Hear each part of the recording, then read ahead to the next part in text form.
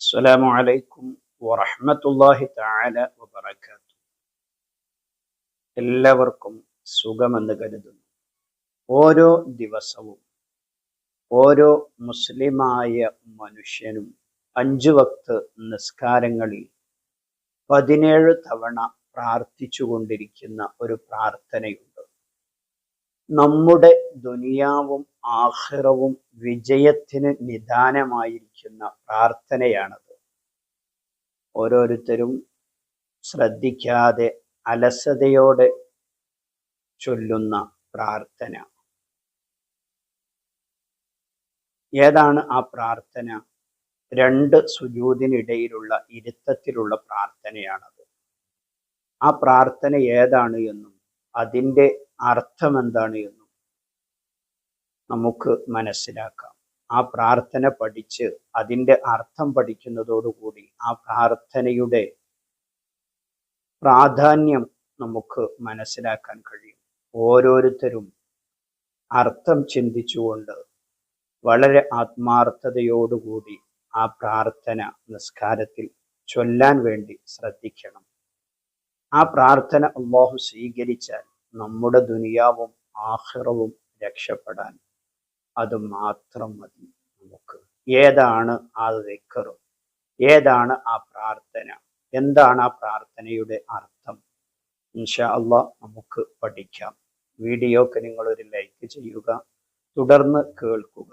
സാധാരണ വീഡിയോ പോലെ തട്ടിക്കളയാതെ ഈ നല്ല അറിവിനെ നിങ്ങളുടെ പ്രിയപ്പെട്ടവരിലേക്കൊക്കെ ഷെയർ ചെയ്തു കൊടുക്കണമെന്ന് നിങ്ങളോട് ഓർമ്മപ്പെടുത്തുകയാണ്.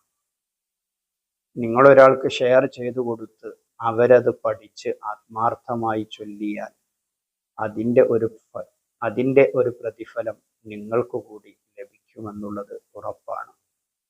അതുകൊണ്ട് തന്നെ പ്രിയപ്പെട്ടവരിലേക്കും നിങ്ങളുടെ ഫാമിലി വാട്സപ്പ് ഗ്രൂപ്പുകളിലേക്കൊക്കെ നിങ്ങൾ ഈ അറിവിനെ നല്ല മനസ്സോടെ ഒരു സ്വതക്കയാണ് എന്ന് കരുതിക്കൊണ്ട് ഷെയർ ചെയ്യണമെന്ന് ഓർമ്മപ്പെടുത്തുകയാണ്. വീഡിയോയിലേക്ക് നമുക്ക് കടക്കാം. ആ ദിക്ർ 2 സുജൂദിനിടയിൽ ചൊല്ലേണ്ട ദിക്ർ നമുക്കൊക്കെ അറിയുന്ന പ്രാർത്ഥനയാണ്. അല്ലാഹുമ്മ ഗഫിർലി വർഹംനി വജ്ബുർനി വർഫഅനി വർസുഖ്നി വഹ്ദിനി വആഫിനി എന്നുള്ള പ്രാർത്ഥന. സ്ക്രീനിൽ കാണുന്ന ആ പ്രാർത്ഥന ഓരോരുത്തർക്കും അറിയുന്നതാണ്. എങ്കിൽ കൂടി സ്ക്രീനിൽ നമുക്ക് അത് കാണാം. ഒന്നുകൂടെ നമുക്ക് ഒന്ന് ചൊല്ലി നോക്കാം. അല്ലാഹുമ്മ ഗഫിർലി വർഹംനി വജ്ബുർനി വർഫഅനി വർസുഖ്നി വഹ്ദിനി വആഫിനി. ഇനി ഇതിൻ്റെ ഓരോന്നിൻ്റെയും അർത്ഥം കൂടി നമുക്ക് മനസ്സിലാക്കാം. അർത്ഥം മനസ്സിലാക്കുമ്പോഴാണ് ഈ ദുആഇൻ്റെ പ്രാധാന്യം എത്രത്തോളം ഉണ്ട് എന്ന് നമുക്ക് മനസ്സിലാകുന്നത്.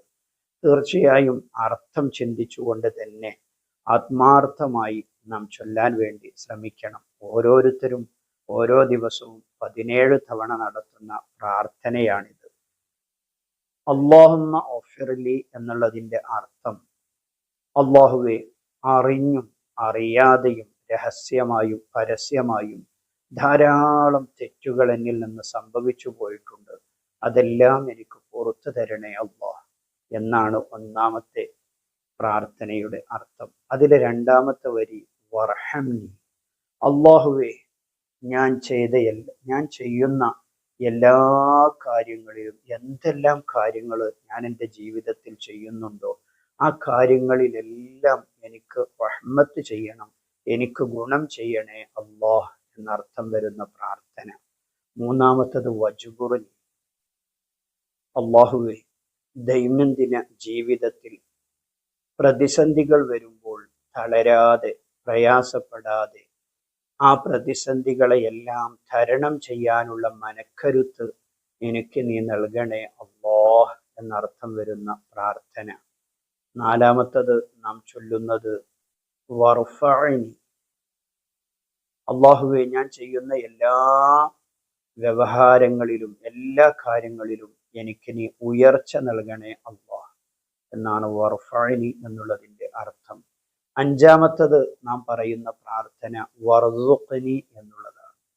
അല്ലാഹുവേ, എൻ്റെ ജീവിതവും ആരോഗ്യവും നിലനിർത്താൻ ആവശ്യമായ ഉതകുന്നതായിരിക്കുന്ന ഭക്ഷണം എനിക്ക് നീ നൽകണമേ അല്ലാഹ് എന്നാണ് വറസുഖനി എന്നുള്ളതിന്റെ അർത്ഥം. എന്നാൽ റിസ്ഖ് എന്നുള്ളതിനൊക്കെ മഹാന്മാർ പണ്ഡിതന്മാര് ധാരാളം അർത്ഥങ്ങൾ പല സ്ഥലങ്ങളിൽ പറഞ്ഞത് കാണാം. ഭക്ഷണം എന്ന് മാത്രമല്ല, നമുക്കാവശ്യമായ പാർപ്പിടം, നമുക്കാവശ്യമായ വാഹനം, നമുക്കാവശ്യമായ മറ്റു എല്ലാ കാര്യങ്ങൾക്കും ഈ റിസ്ഖിൽ പെടുമെന്ന് മഹാന്മാർ ചർച്ച ചെയ്തത് നമുക്ക് കാണാൻ കഴിയും.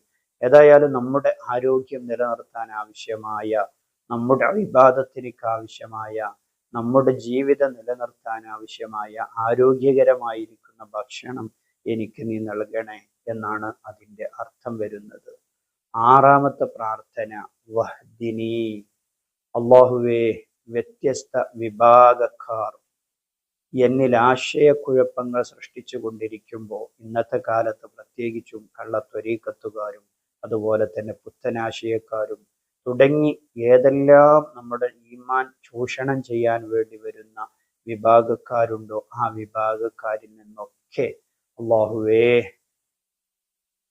അവരിൽ നിന്നൊക്കെ, ആ ആശയക്കുഴപ്പം സൃഷ്ടിക്കുന്നവരിൽ നിന്നൊക്കെ ശരിയായ ആദർശത്തിൽ എന്നെ നീ അടിയുറച്ചു നിർത്തണമേ. ആ യഥാർത്ഥ മാർഗം എനിക്ക് നീ കാണിച്ചു തരണമേ, എന്നെ നീ ഹിദായത്തിലാക്കണമേ എന്നർത്ഥം വരുന്ന പ്രാർത്ഥന.